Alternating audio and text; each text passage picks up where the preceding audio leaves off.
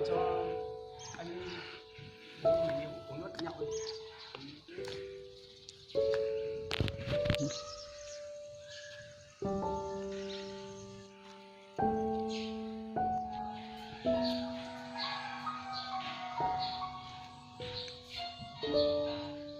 Alo em à, có việc gì đấy? Ok, anh đang có việc chút thì anh xuống sau nhá. Thế nhá. Ok.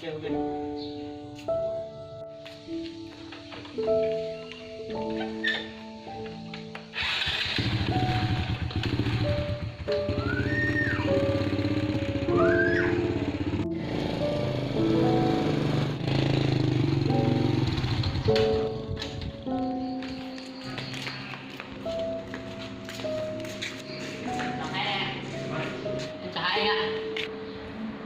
Anh dùng gì ạ?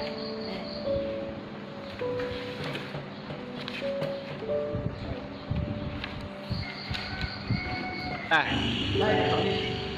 Đây, không còn sợ, mình díu được. Cho anh 2 chai bia thôi. Vâng.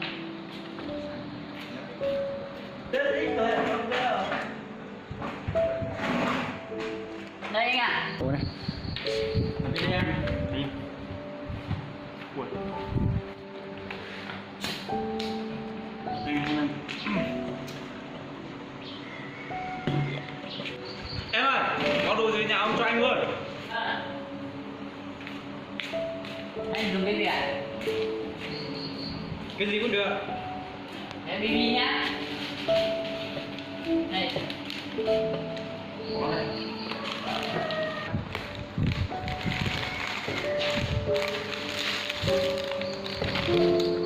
Tầm mấy đúng không?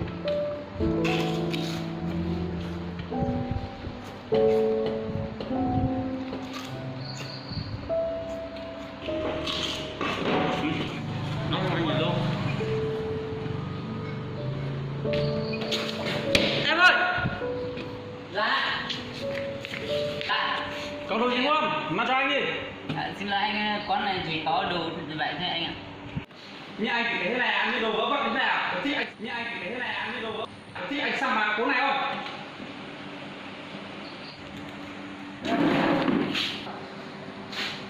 Hai em có việc gì mà sao to tiếng thế? Dạ, thưa anh không có gì ạ. May trong này đấy. Rồi em đừng sốt. Em có việc gì sao làm thế này? Anh ơi. Thì tay vào đây, nhìn vào đại ca đâu á? Này, một chuyện anh đều biết hết rồi đấy. Anh biết rồi đấy. Vâng. Anh để mấy nhà quê này à? Anh không ngờ anh có thể có 2 thằng em quê thường người ta như này ấy. Mình là một thằng nhà quê mà đi kinh thường một thằng nhà quê khác.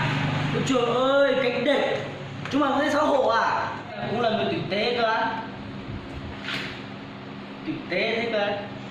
Anh không ngờ anh có thể có 2 thằng em tử tế như em ấy. Anh ơi, em biết lỗi rồi cho anh xin lỗi.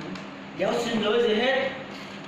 Tôi không có 2 thằng em và một thằng em nào kinh thường người khác như em đâu. Sống ở trong đời này ấy, không biết ai là ai đâu. Là người phải biết nghiên cứu với người khác. Bây giờ thì chít cút.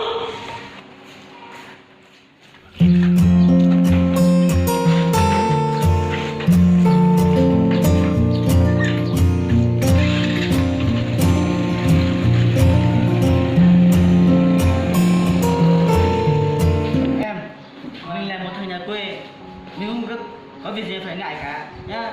Vâng. Mình phải cố gắng lên để sau này đừng cho người khác con thường mình, thế nhá. Vâng. Và bây giờ ấy, em cứ theo anh và đi.